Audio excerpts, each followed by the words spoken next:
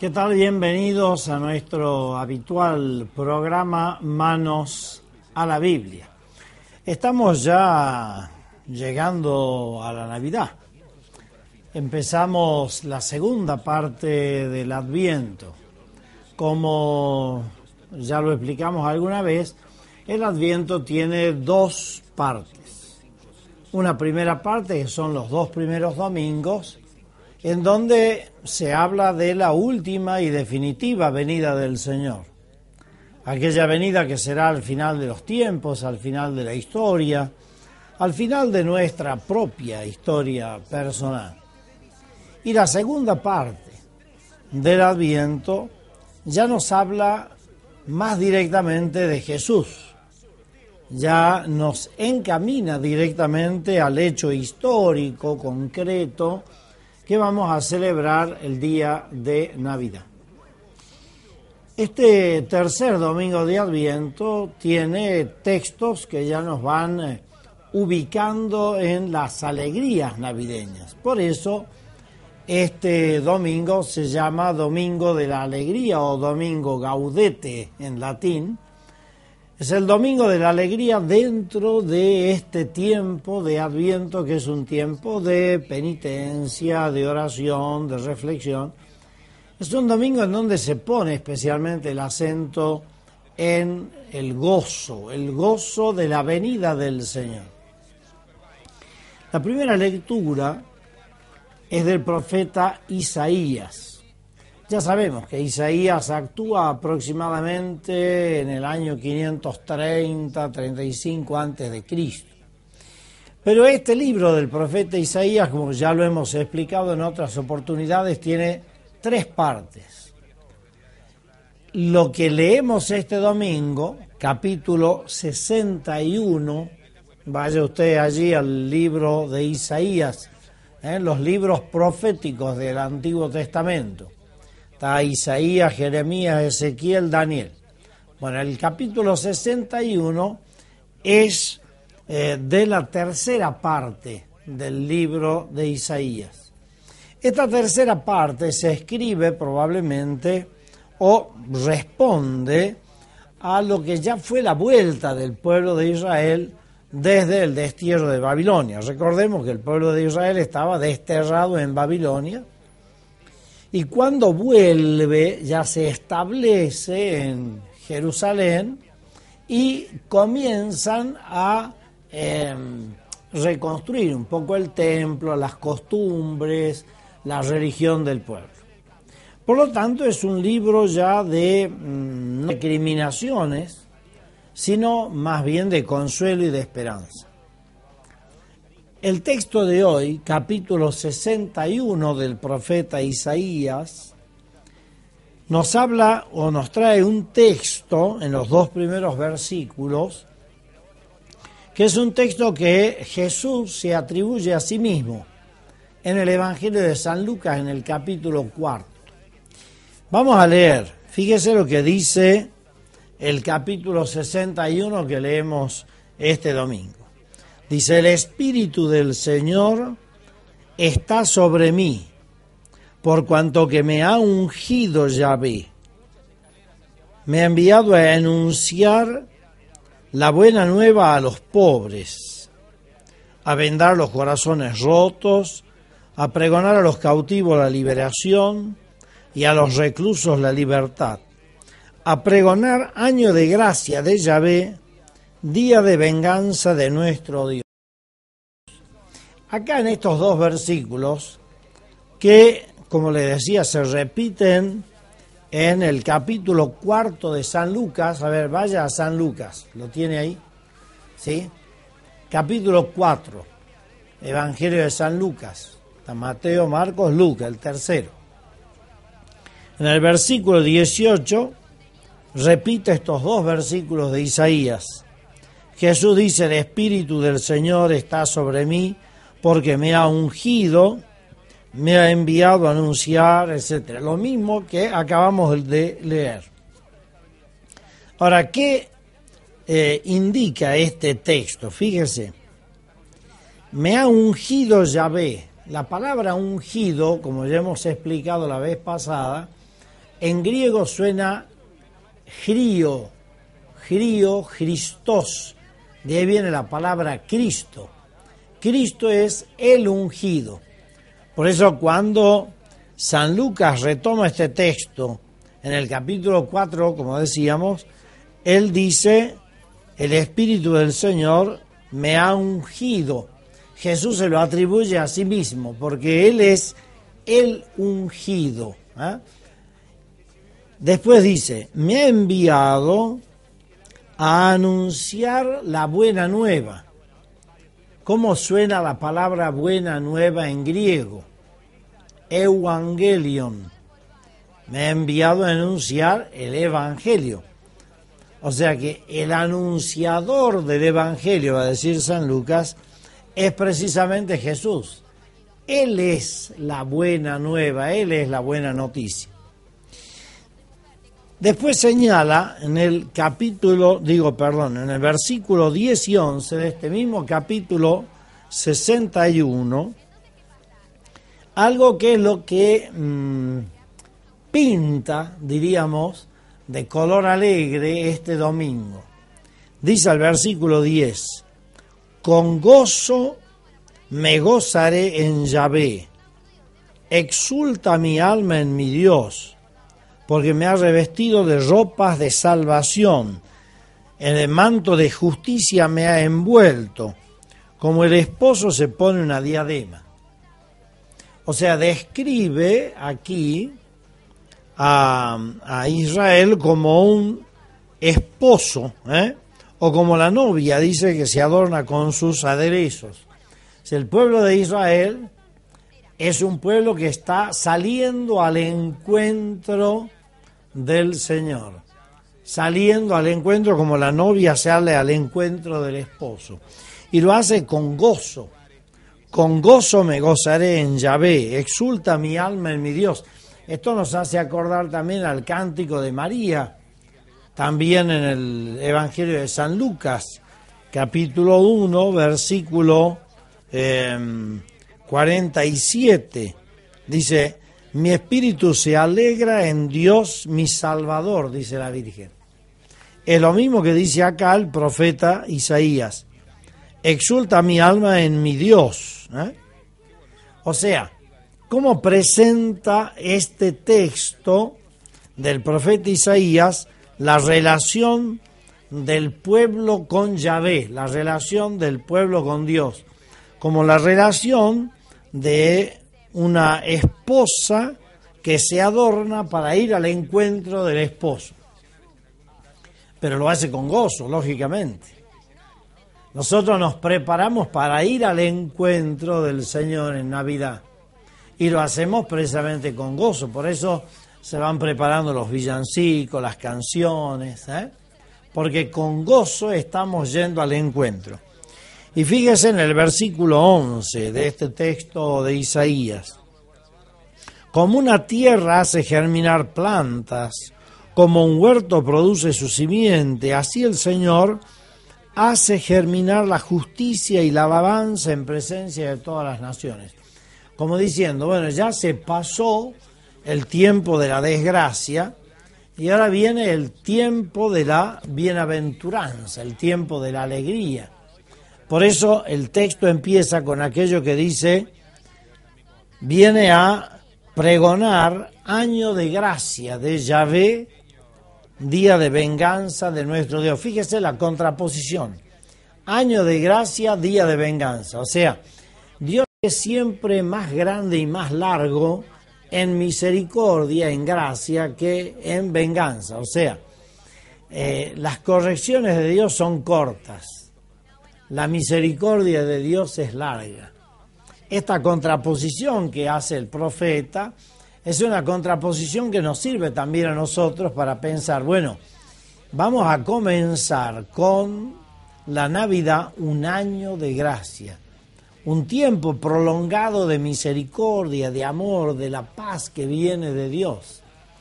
Los judíos tenían cada 25 años, o mejor dicho, cada 50 años, el jubileo.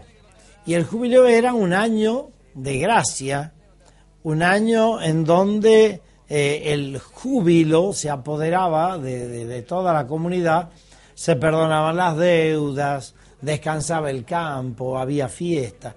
Entonces quiere decir que lo que está proclamando aquí el profeta es precisamente un tiempo largo, prolongado, de alegría, de paz, de gracia, de amor, de misericordia de Dios. Nosotros nos estamos preparando para eso. Y en el Evangelio de este domingo vamos a centrar la mirada en aquella figura emblemática que prepara precisamente ese encuentro del pueblo con su Dios en Cristo. Ya venimos, vamos a comentar enseguida el Evangelio de este domingo. Una pausita, regresamos.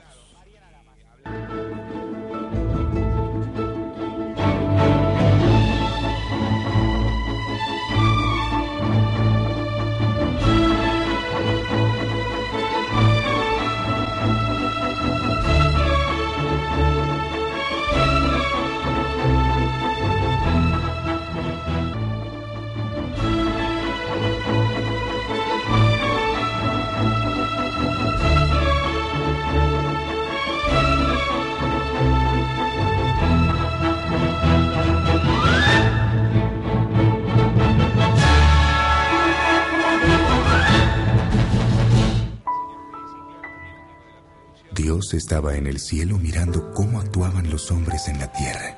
Reinaba la desolación. Más de 6.000 millones de seres humanos son pocos para alcanzar la magnificencia divina del amor, suspiró el Señor. El Padre vio a tantos humanos en guerra, esposos y esposas que no completaban su espíritu, ricos y pobres apartados, sanos y enfermos distantes, que un buen día reunió a un ejército de ángeles y les dijo: pueden ver a los seres humanos, necesitan ayuda, tendrán que bajar a la tierra. ¿Nosotros?, preguntaron los ángeles ilusionados y asustados, llenos de fe. Sí, ustedes son los indicados. Nadie más podría cumplir esta tarea. Como los hombres se han olvidado de que los hice distintos para que se complementasen unos a otros y así formaran el cuerpo de mi Hijo amado, bajarán ustedes con francas distinciones y tareas especiales. Tú tendrás memoria y concentración de excelencia. Serás ciego. Tú serás elocuente con tu cuerpo y muy creativo para expresarte. Serás sordomudo. Tú tendrás pensamientos profundos. Escribirás libros, serás poeta. Tendrás parálisis cerebral. A ti te daré el don del amor. Habrá muchos otros como tú en toda la tierra, y no habrá distinción de raza, porque tendrás la cara, los ojos, las manos y el cuerpo como si fueran hermanos de sangre. Tendrás síndrome de Down. Tú vivirás en la tierra, pero tu mente se mantendrá en el cielo. Preferirás escuchar mi voz a la de los hombres. Tendrás autismo. Al último angelito le dijo: serás hábil como ninguno. Te faltarán los brazos y harás todo con las piernas y la boca. Los ángeles se sintieron felices con la distinción del Señor, aunque les causaba enorme pena tener que apartarse del cielo para cumplir su misión. ¿Cuánto tiempo viviremos sin verte? ¿Cuánto tiempo lejos de ti? No se preocupen, estaré con ustedes todos los días. Y bajaron a la tierra emocionados. Cada uno llegó al vientre de una madre. Al nacer, fueron recibidos con profundo dolor. Causaron miedo y angustia. Algunos padres rehusaron la tarea. Otros la asumieron enojados. Otros se echaron culpas hasta disolver su matrimonio. Y otros más lloraron con amor y aceptaron el deber. Siguen bajando ángeles a la tierra con espíritus superiores en cuerpos limitados, y seguirán llegando mientras haya humanidad en el planeta. Como los angelitos saben que su misión y sus virtudes son unión, fe, esperanza y caridad, gobernadas por el amor, ellos han sabido perdonar y con gran paciencia pasan la vida iluminando a todo aquel que los ha querido amar.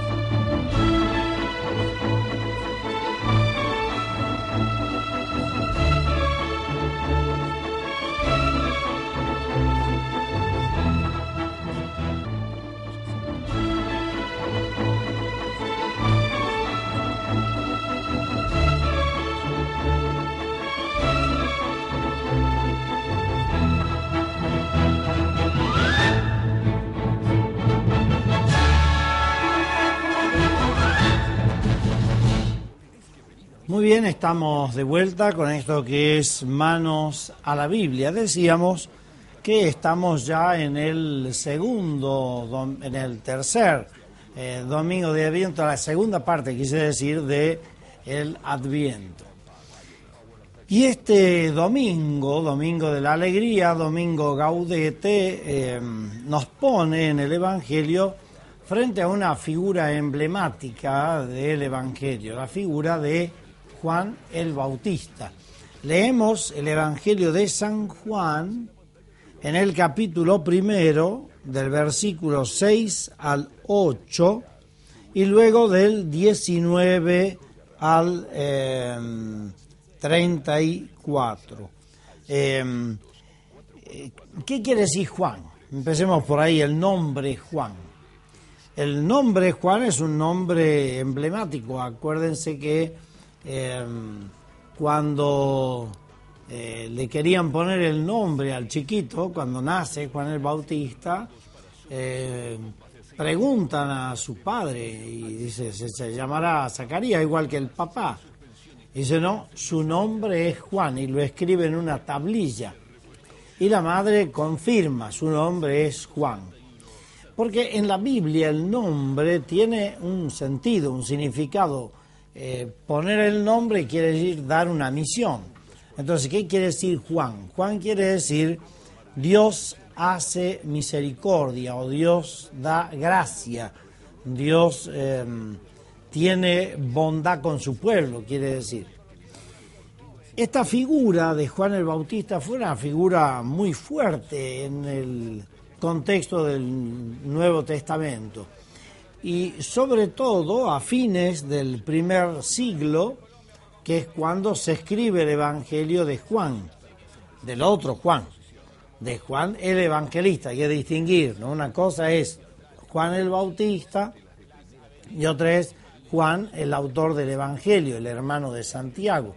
Acuérdense que eran dos pares de hermanos, Santiago y Juan, Pedro y Andrés. Bueno, este Juan del Nuevo Testamento, el que escribe el Nuevo Testamento, en el prólogo de su Evangelio, en el versículo 6 en adelante, ya nos habla de un hombre. Dice, versículo 6, hubo un hombre enviado por Dios que se llamaba Juan, hombre enviado por Dios. O sea que Juan es alguien que tiene una misión, es enviado por Dios. ¿Y para qué es enviado? Dice, viene o vino como testigo. La función de Juan es la de ser testigo. ¿Qué es un testigo? Testigo es alguien que ha visto y que anuncia lo que ha visto, que tiene la experiencia y cuenta su experiencia, es el testigo. Juan viene a dar testimonio de la luz, o sea, testimonio de Cristo, viene a preparar el camino para que todos creyeran por Él, dice el texto, para que todos creyeran por Él. O sea, Juan el Bautista es como una especie de puente hacia la fe. Pero lo que hay que tener en cuenta para entender bien lo que vamos a leer enseguida es cuál era la idea o cuál era la preeminencia que tenía la figura de Juan el Bautista en el contexto del Nuevo Testamento. Había muchos seguidores de Juan el Bautista, y a fines del primer siglo estos seguidores habían cobrado cierta preeminencia. Ellos pensaban que Juan el Bautista era superior a Jesús, porque él lo había bautizado a Jesús. La comunidad cristiana corría el peligro de equivocarse, de confundirse. De hecho, fíjese, vamos a un detalle interesante. Vamos al capítulo 19 del libro de los Hechos de los Apóstoles. Libro de los Hechos de los Apóstoles, capítulo 19. ¿Está? Tiene que buscar rápido, tiene que aprender ya. Mateo, Marcos, Lucas, Juan, Hechos de los Apóstoles, el libro siguiente al Evangelio que estamos leyendo. capítulo 19.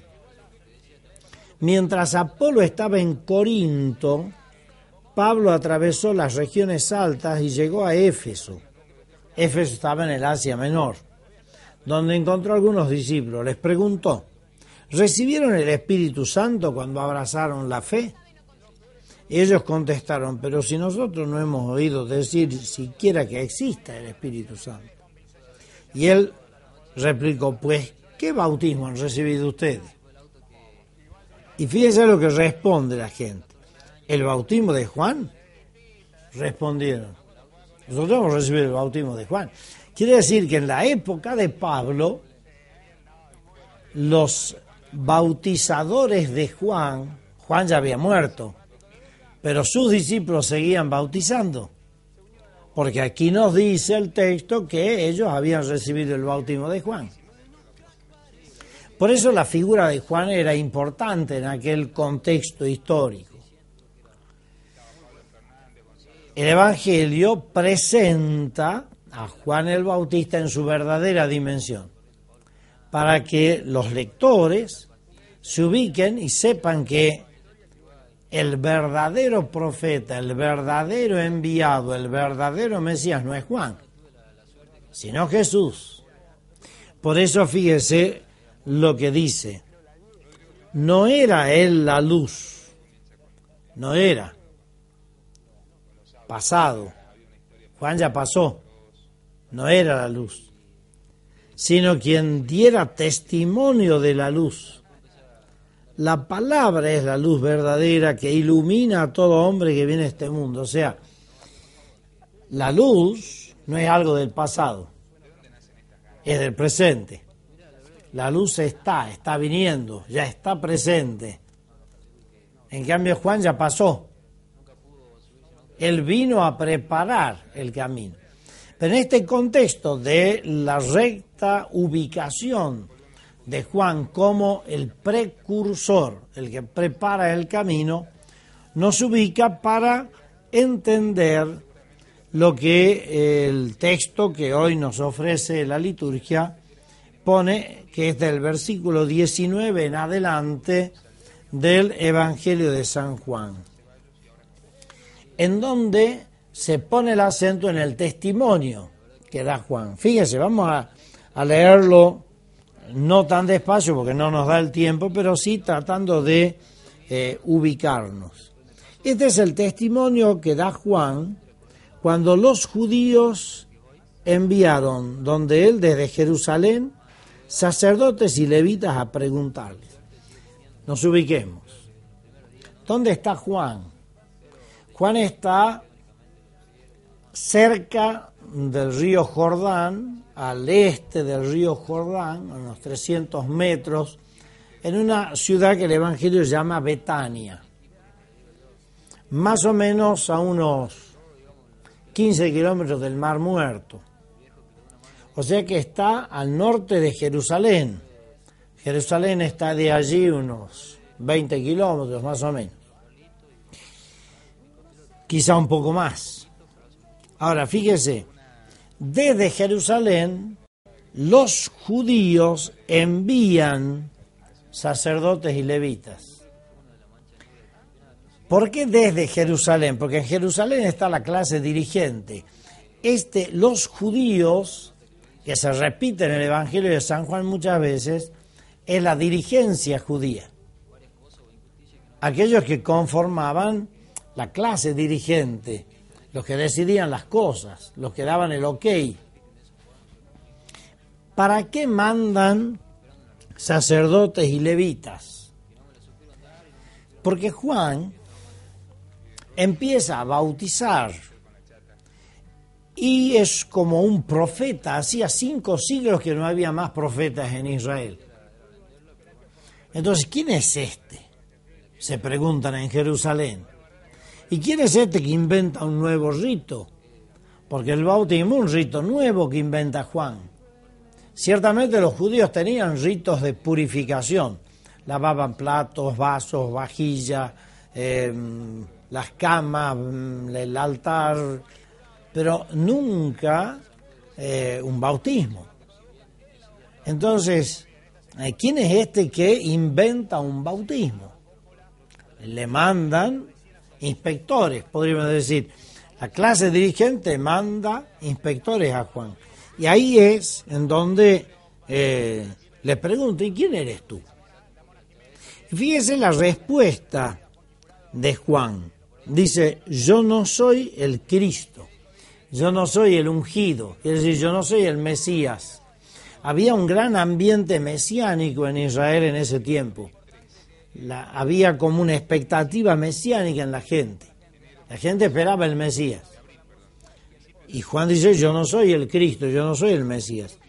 Y le preguntan, ¿y entonces quién eres? Y fíjense cómo se va graduando. ¿Eres tú Elías? ¿Quién era Elías? Elías fue un profeta que, según el texto del Antiguo Testamento, fue arrebatado al cielo en un carro de fuego. Entonces la tradición rabínica era que Elías iba a volver y Elías iba a preparar el camino. De hecho, cuando lo presentan a Juan el Bautista, los textos, sobre todo de los sinópticos, lo presentan con las vestiduras de Elías. Esas vestiduras que vimos en el Evangelio pasado, que comentábamos, que era pelo de camello, que vivía de una manera muy pobre en el desierto, en fin. Entonces, dice, ¿eres Elías entonces? Y Juan dice, no, yo no soy Elías. Y después dice, ¿eres tú el profeta? ¿Qué se entiende por el profeta? En el Evangelio mismo de San Juan, en el capítulo 7, cuando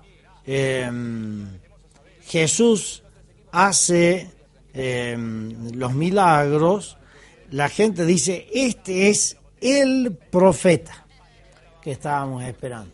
Este es el profeta.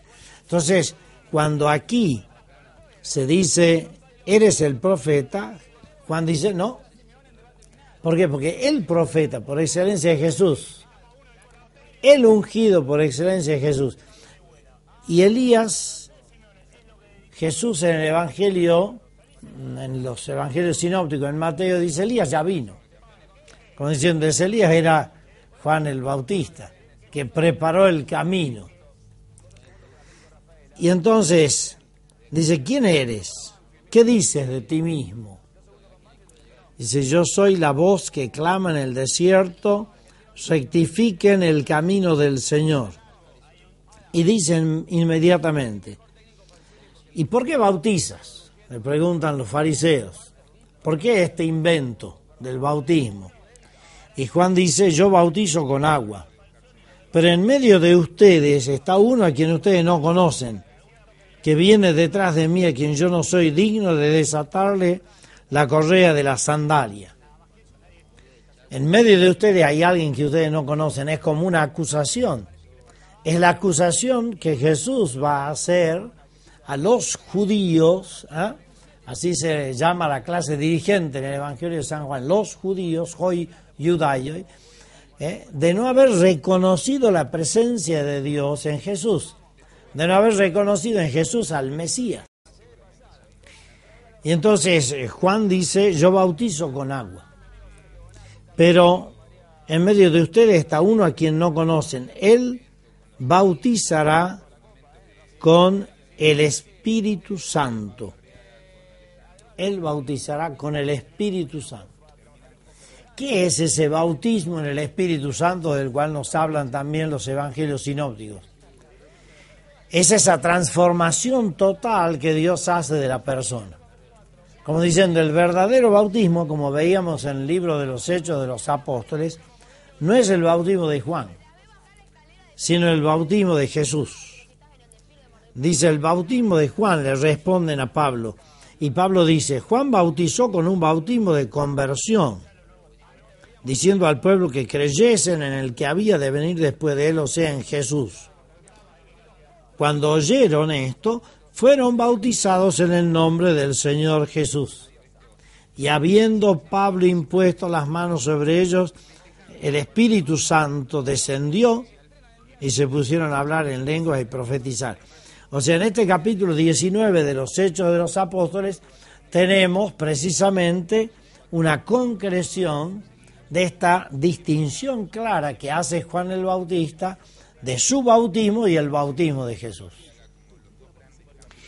Resumiendo o aplicando brevemente este evangelio, así como Juan el Bautista preparó el camino de aquel que debía venir, nosotros en este Adviento, ya próxima a la Navidad, tenemos que ser de alguna manera Juan el Bautista.